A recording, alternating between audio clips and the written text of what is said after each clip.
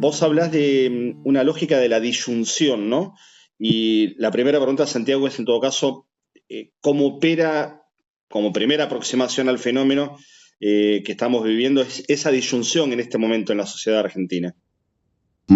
Sí, la lógica de la disyunción tiene que ver, por supuesto, con la institución de lo como gran ordenador social, digamos, ¿no? No es que siempre, por ahí a veces, no hay que, o intento no ser tan binario, no es que no vivimos en lógicas de O, sí, y que vivimos bajo otras perspectivas u otros gobiernos en lógicas de conjunción que serían las lógicas del I o del CON, digamos, ¿no? Pero lo que sí podemos ver, digamos, ¿no? En gobiernos con características como las que tenemos o agendas como las que nos atraviesan, ¿no? Y que en todo caso representan nuestro gobierno nacional. Agendas, digo, cuando digo agenda, digo la agenda de la ultraderecha, la agenda del neoliberalismo, la agenda de estos neofascismos, son lógicas en las cuales la disyunción tiene un lugar preponderante, digamos, ¿no? Es decir, cuando Peter Thiel o Nick Land o Curtis Jarvin, digamos, ¿no? Explicitan, ¿no? Que la civilización, lo que ellos consideran civilización, es una oposición entre libertad o democracia, ¿sí? Cuando estas lógicas instituyen lo individual o lo común, ¿sí? Esa disyunción lo que supone es binarizar, ¿no? O éxito o fracaso, digamos, ¿no? Como instituye más que nada el neoliberalismo, lo que estas lógicas instalan como formas de vida, básicamente, digamos, ¿no? Como ontologías, podríamos decir en términos un poco más filosóficos, son criterios respecto al ser, ¿no? Y por oposición, digamos, ¿no? Al no ser. El éxito lo que es, ¿sí? De acuerdo a sus criterios, de acuerdo a sus presupuestos, a sus principios, lo que es aquello, digamos, ¿no? Que está tramado en base a un éxito instituido por una lógica de la mercancía, por la lógica del mercado. Aquello que es aquello, digamos, ¿no? Que libera en función, digamos, ¿no? De la apropiación individual del mundo, ¿sí? Y el no ser, es decir, la lógica de la disyunción, el O, ¿sí? Lo que fracasa, lo que pierde la democracia, digamos, ¿no? Serían como aquellos elementos que ralentizan al mercado o que obstaculizan el desarrollo, digamos, ¿no? Del individuo o que, digamos, hacen fracasar lo que podría tener éxito. Por lo tanto, lo que queda, digamos, ¿no? Del otro lado de la institución forzada, de esta disyunción, de esta línea que abisma, podríamos decir, lo real, es tenido, digamos, no por deficitario, por fracasado, por innecesario, ¿no? Por necesariamente debe ser excluido. Por lo tanto, lo que esto, en términos reales, digamos, ¿no? de la política práctica, lo que activa son lógicas y políticas públicas, ¿sí? O agendas, agendas de redes, agendas de los think tanks, de la derecha, etcétera, etcétera. Lo que sí, digamos, procura y va como acrecentando son prácticas cada vez más violentas de la exclusión de lo otro y también prácticas, digamos, en las cuales el propio sujeto, ¿sí? Que es objeto negativo de esta disyunción, ¿sí?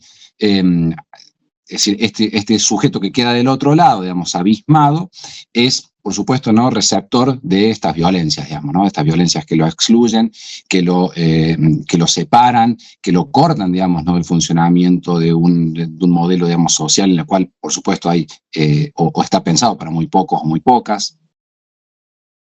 Históricamente hubo modelos de exclusión, vamos a limitarnos a la Argentina, pero podríamos hacerlo en cualquier país del mundo.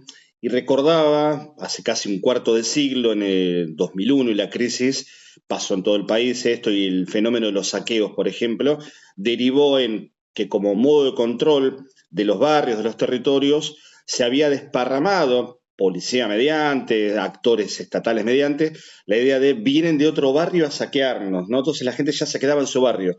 Y de esa manera, en parte, por lo menos en Buenos Aires y en otras grandes ciudades, activaban la protesta hacia la plaza o hacia los lugares de mayor concentración. Y el otro era un otro como nosotros, al igual que en este barrio, también excluido, también golpeado y castigado por la crisis de los 90, 2001.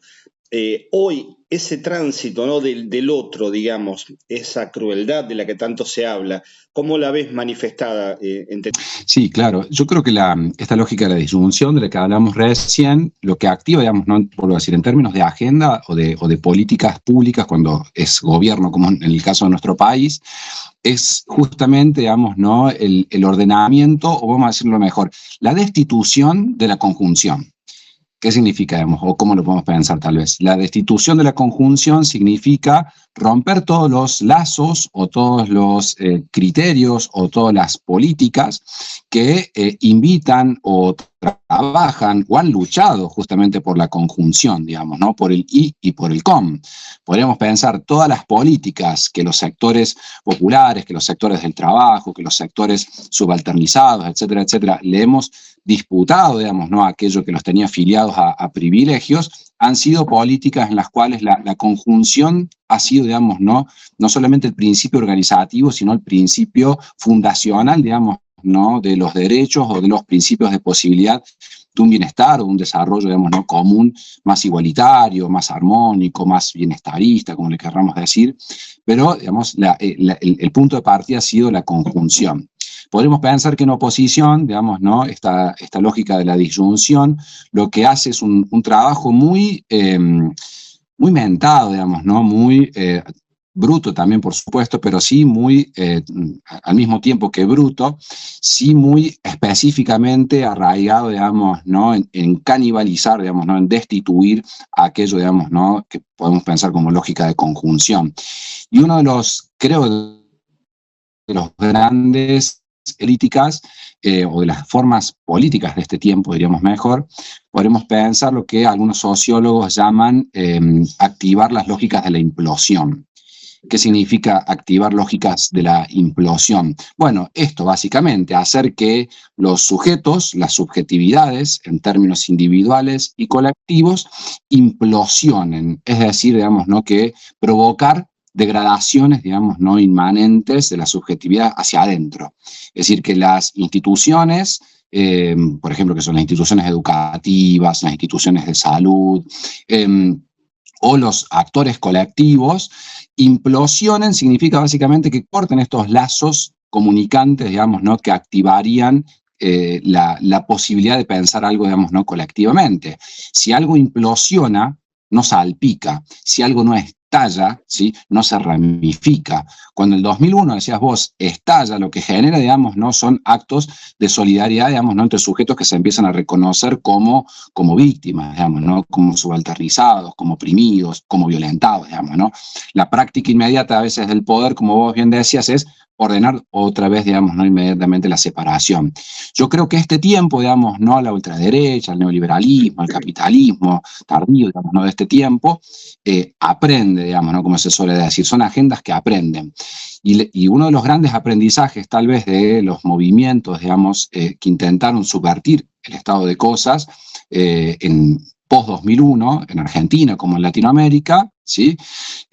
Toda esa memoria, digamos, ¿no?, sobre el saqueo, sobre la violencia que activó políticas de conjunción, ¿sí? Me parece que sobre eso, este nuevo, digamos, formato que tienen las ultraderechas y los neofascismos de este tiempo, han aprendido, digamos, ¿no?, que es tal vez, digamos, no más eficiente para sus fines, activar modos de implosión. Entonces, ¿qué es lo que me parece notar en nuestro tiempo? Bueno, como dicen estos sociólogos, vemos, digamos, ¿no?, subjetividades que se terminan alienando en sus pequeños encierros. Por ejemplo, vos nombramos hace un rato el suicidio. Bueno, el crecimiento de la tasa de suicidio juvenil en Argentina hoy es, digamos, ¿no?, superior a cualquier otro tipo de muerte violenta en nuestro país. Entre los 15 y los 29 años, claro, ¿sí?, la tasa de suicidios es mayor que crímenes violentos como pueden ser homicidios o accidentes de tránsito. Y eso es digamos, ¿no?, un fenómeno que en Argentina, por ejemplo, está a contramano del mundo. Al mismo tiempo, crecen, digamos, ¿no?, las consultas y los tratamientos y los relevamientos también por las lógicas, digamos, ¿no?, de nuestras redes sociales y comunicación. Crecen, digamos, los informes respecto a las angustias y a la soledad, digamos, ¿no?, de las juventudes, digamos, ¿no?, que terminan en procesos de incrementos de consumo de psicofármacos. Termina básicamente reactivando una rueda, digamos, ¿no?, que hace que el sujeto implosione, se medicaliza o se aísla, digamos. Lo común nunca es una opción. Los trabajos, los trabajadores, las trabajadoras implosionan toda vez, digamos, ¿no?, que tienen que ver cómo se degradan, digamos, ¿no?, su calidad de vida, cómo se acorta, digamos, ¿no?, sus posibilidades. Las infancias o las juventudes, digamos, ¿no?, ven en una explosión, digamos, ¿no?, de redes sociales el solipsismo, digamos, la loneliness, como dicen en inglés, digamos, ¿no?, el achicamiento del mundo a pesar, digamos, ¿no?, de su hipotético característica, digamos, como infinita que tienen las redes sociales. Son universos cada vez más pequeños. La comunidad, la experiencia de la comunidad se va acortando, van implosionando las instituciones, vuelvo a decir, educativas, los clubes de barrio, pero también los aspectos más comunitarios vinculados a la política. Entonces, lo que hay, creo, es un ejercicio de estas agendas, digamos, ¿no?, de nuestro tiempo, de activación de estos mecanismos de la implosión. Lo paradójico, Santiago, pensaba con este último tramo de la respuesta, es que todo esto ocurre a la par de un fenómeno de hiperconectividad que nos acerca en segundos a cualquier lugar del mundo de una manera como no conocíamos en la humanidad durante miles de años, y todo esto en el lapso de menos de 2 décadas, digamos, ¿no? Hoy te conectás con el otro lado del mundo desde el colectivo en el celular. Digo, eso hace 7, 8 años no pasaba. Hace 10 no, y hace 20 menos todavía. Entonces digo, te mandan de nuevo a la individualidad, te mandan de nuevo con las redes y con la hiper segmentación y la localización y tu sesgo que confirma permanentemente el lugar del mundo en el que tenés, a una zona en donde no podés romper cadenas, donde no podés salir, conectarte con otros, más que en lo micro, como si estuviéramos encerrados en pequeños barrios sin posibilidad de viajar siquiera a otros, aunque tengamos la tentación de estar en cualquier lugar del mundo. Y en ese sentido, después de esta intro larga, preguntarte puntualmente, ¿y el futuro qué pasa? Porque suicidios es una manera de implosionar una vida y no continuar el futuro. Y la baja de natalidad, creo que también vos hablabas de eso en estos días, tiene que ver con una lógica de implosionar un proyecto de vida que me trascienda, con lo cual, digo, empieza a haber una complejidad de acá, no sé, una generación o dos por delante de la especie humana de alguna manera, ¿no? Es decir, ¿qué va a pasar en el futuro? Mira, yo creo que evidentemente, digamos, ¿no?, como vos decías o recapitulabas esos datos, los datos los tenemos, digamos, ¿no? Tenemos una generación, digamos, ¿no?, que no piensa en un futuro, digamos, ¿no? Si no, hay una generación que no está pensando, digamos, ¿no?, en el desarrollo más allá de su individualidad. Si tenemos tasas de natalidad, digamos, decrecientes, tasas de suicidio crecientes, si tenemos un índice medido por la OCDE, digo, en los países más desarrollados del mundo, de que esta generación, digamos, cognitivamente, digamos, tiene menos herramientas y menos, digamos, ¿no?, capacidades que las generaciones precedentes, básicamente por el uso del algoritmo, básicamente por la manipulación que hay detrás del algoritmo, una presencia idiotizada, digamos, ¿no?, en la constitución de su individualidad dentro de la burbuja algorítmica. Digo, para pensar en un futuro posible, que es parte, digamos, ¿no?, de una idea que siempre nos cabe a quienes pensamos, digamos, ¿no?, en proyectos de lo común, a quienes pensamos que el ser humano no es un proyecto acabado, sino siempre en construcción, en quienes creemos, digamos, ¿no?, que aquello que nos vincula es aquello básicamente que nos instituye como seres humanos, es decir, nosotros somos con y a partir, digamos, ¿no?, de la otredad. El humano es un proyecto colectivo o no es, frente a aquellos que entendemos, digamos, ¿no?, la dimensión del riesgo de pensar el mundo desde la apropiación meramente mercantil o del humano, digamos, ¿no?, sometido como un anexo, digamos, ¿no?, de un mundo pensado como mercancía. Digo, quienes entendemos desde ese lugar la vida misma, me parece que tenemos que activar o reactivar, digamos, ¿no?, primero, digamos, ¿no?, la reflexión crítica de este presente, digamos, ¿no? Primero, tratar de organizar bien un mapa que nos ayude a pensar con claves conceptuales, si este presente, para, por supuesto, invitar y trabajar, digamos, ¿no?, siempre y de modo, no nos queda otra, digamos, ¿no?, que hacer esa praxis incesante de la pedagogía, digamos, ¿no?, de uno y con el otro, respecto, digamos, ¿no?, a las claves que nos permiten mapear el poder, digamos, ¿no? del presente y trabajar mucho, digamos, ¿no? en estas lógicas de la conjunción, ¿no? En recuperar, digamos, ¿no? el trabajo en el I, en el con, en nuestros pequeños grandes ámbitos que habitamos, bueno, siempre es, digamos, ¿no? nuestras pequeñas tareas. Pero creo que nos acercamos a un punto en el que esa tarea se vuelve más urgente e inmediata que nunca, digamos, ¿no? Cuando se avisora que el futuro es una imposibilidad, digamos, ¿no?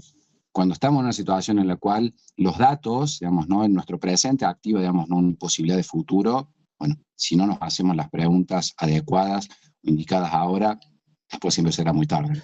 Santiago, te hago la última y tiene que ver con esta mirada a veces apocalíptica que hay de las redes. Bueno, Humberto Eco hace años había, ¿no?, escrito Apocalípticos o Integrados.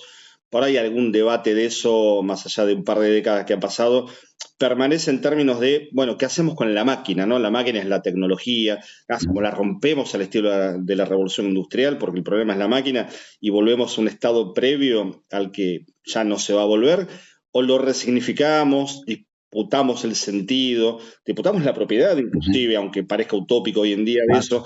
¿Qué perspectiva, no te lo pregunto en términos naif, pero qué perspectiva positiva ves también en este contexto?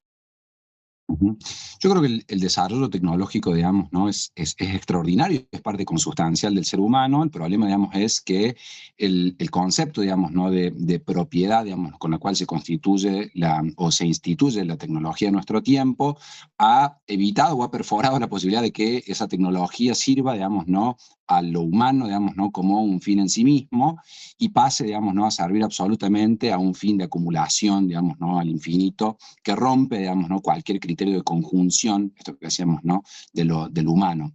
Yo creo que en relación a la tecnología, digamos, ¿no? hay como tal vez tres grandes caminos, digamos, ¿no? Uno es esas distopías o realidades, digamos, ¿no? más bien, en las cuales se organiza un control absoluto, digamos, ¿no? Un modelo Gran Hermano, un modelo 1984, en la cual, digamos, ¿no? corporaciones, ¿no? o estados corporaciones pasen a regimentar absolutamente con la tecnología la totalidad, digamos, ¿no? de nuestras existencias individuales y colectivas, ¿no? Lo cual es una perspectiva obviamente horrible. La otra perspectiva es la hipótesis, también, digamos, ¿no? de que la tecnología deba tener o pueda tener una conducción absolutamente anárquica, digamos, ¿no? Es decir, sin ningún criterio fundacional, por lo tanto, digamos, ¿no? uno quedaría, me parece, sometido a sus posibilidades o capacidades individuales para relacionarse con la tecnología, lo cual de ninguna manera garantiza, me parece, nada para los proyectos colectivos. Y tal vez una tercera vía, digamos, siempre la más compleja, digamos, ¿no? pero creo que la más virtuosa en términos de un pensamiento humanista, es justamente, ¿no? una regulación, ¿sí? entre lo individual y lo colectivo, el desarrollo tecnológico, digamos, ¿no? en una dialéctica en la cual, digamos, la posibilidad del humano y el desarrollo del bienestar y de la felicidad del ser humano, digamos, ¿no? sea siempre, digamos, ¿no? lo que principie a cualquier situación de mercado, digamos, ¿no? de mercantilización de esa vida. Entonces, me parece que el objetivo tal vez tenga que ser, o pueda ser esto, pensar, digamos, no siempre lo humano como el principio ordenador, ¿no?